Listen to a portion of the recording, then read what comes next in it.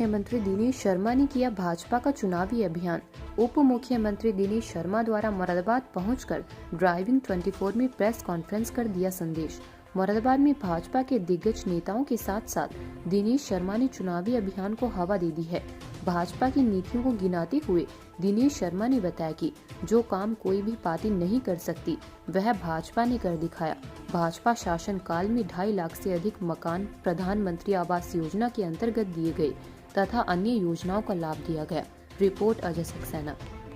पश्चिमी उत्तर प्रदेश की बयार भारतीय जनता पार्टी के पक्ष में बह रही है और पिछले चुनावों में भी मैं तमाम जगहों पर गया था और परिवर्तन यात्रा में भी जो पिछला चुनाव 2017 का था, उस 2017 के चुनाव में परिवर्तन यात्रा जो भारतीय जनता पार्टी ने निकाली थी उसमें था।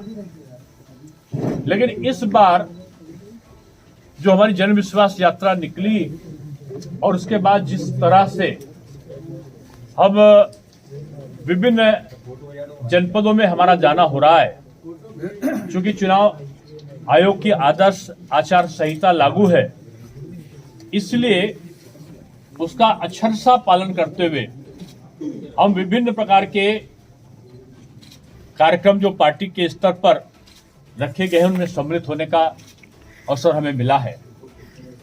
एक बात जो उभर कर सामने आई है कि भारतीय जनता पार्टी की केंद्र और प्रदेश सरकार के द्वारा जो जन जन के उत्थान के लिए काम किए गए विकास कार्य, चारों तरफ सड़कों का जाल, घर घर बिजली की कनेक्शन, गांव और शहर दोनों जगह शौचालयों का निर्माण, फॉर्म भरवाए थे 27 लाख पिछली समाजवादी पार्टी सरकार ने चुनाव के समय 2012 में, और 2700 मकान भी 5 सालों में नहीं दे पाए।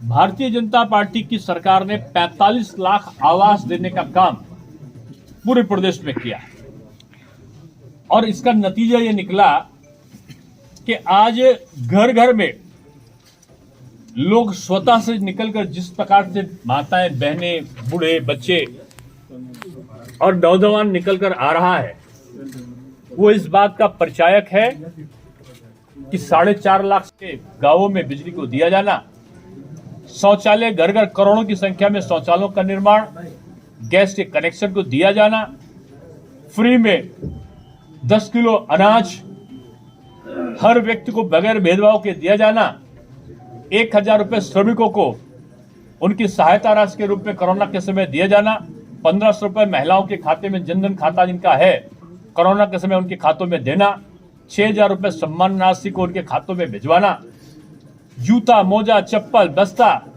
पाठ्य पुस्तक, इनके लिए जो भी राशि है हर अभिभावक के खाते में बच्चे की बेसिक स्कूल कक्षा 1 से 8 तक का उनके खातों में वो राशि को पहुंचाना, ऐसे काम हुए हैं जिन्होंने उत्तर प्रदेश की दशा और दिशा दोनों को बदला है। विपक्ष कोरोना के संक्रमण काल में भी वो विलुप्त अवस्था में था। एक भी बड़ा नेता विपक्ष का, यहां तक कि वो अपने चुनाव क्षेत्र तक नहीं गए।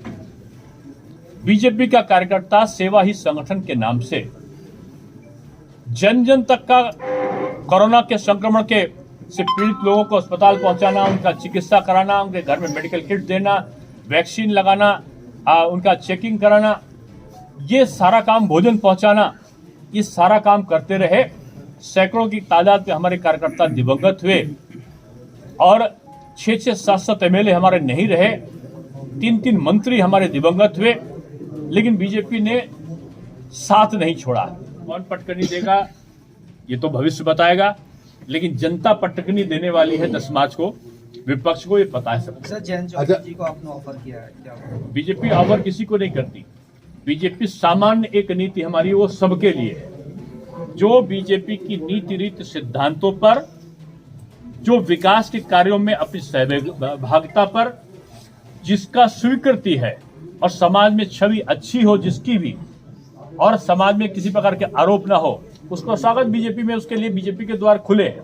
ये हमारा केंद्रीय नेतृत्व भी कहता है और हम भी कह रहे हैं। तो सर, मुनव्वर राणा ने एक बार फिर से जो है चुनाव नजदीक आने का नाम देखते ही जो है उन्होंने जो है पलायन का मुद्दा अपना कर दिया है कि अब मैं फिर से पलायन करने जा रहा हूँ। अब देखिए, मैंने सुना नहीं किसी का, और मैं लखनऊ का हूँ, मेरे बुजुर्ग हैं, और उनको मैं कहूँगा कि जो राम राज्य की परिकल्पना है वो बीजेपी की सरकार में ही होगी, सबका साथ सबका विकास। दूसरी सरकारों में तो इस प्रकार का जो भेदभाव है वो हमेशा रहा है। इसलिए लखनऊ या उत्तर प्रदेश एक अच्छा विकास का केंद्र बने, इसकी तरफ हम आगे बढ़े। सर, इंदिरा गांधी ने कहा ये 20 लाख रोजगार देंगे अगर वो आएंगे तो, और जो है जो योगी सरकार की तरफ से लगातार रोजगार मिले, आजादी के बाद से लगातार वही सब लोग तो है ना, उनको पूछिए सबसे कि उन्होंने जब सत्ता में रहे तो कितना रोजगार दिया है। सर अपराधियों को संरक्षण देने का आरोप तो बीजेपी पे लगता रहा है। स्वामी प्रसाद मौर्य सहित कई भाजपा विधायक सभा में शामिल हो गए। राजनीति पलायन को किस तरह से देखते हैं? आप तो ये नहीं देख रहे कि लगातार उनके 27 लोग हमारी तरफ आ गए, 27 एमएलए एमएलसी मिला 27 से ज्यादा। अभी तो परसों 2 और आ गए, कल 2 और आ गए, तो रोज उनके लोग छोड़कर इधर आ रहे हैं। हमारे वहां अगर 1-2 लोग चले गए तो ये कोई महत्वपूर्ण थोड़ी है। महत्वपूर्ण तो ये है कि उनके सारे लोग छोड़कर इधर क्यों आ गए और रोज आ रहे हैं। संरक्षण देने का आरोप लगता रहा है बीजेपी पे भी, इस पर क्या कहेंगे? बीजेपी हमेशा से समाज की अच्छी छवि वाले लोगों को प्राथमिकता देती आई है। अपराधियों का भारतीय जनता पार्टी में कोई स्थान नहीं।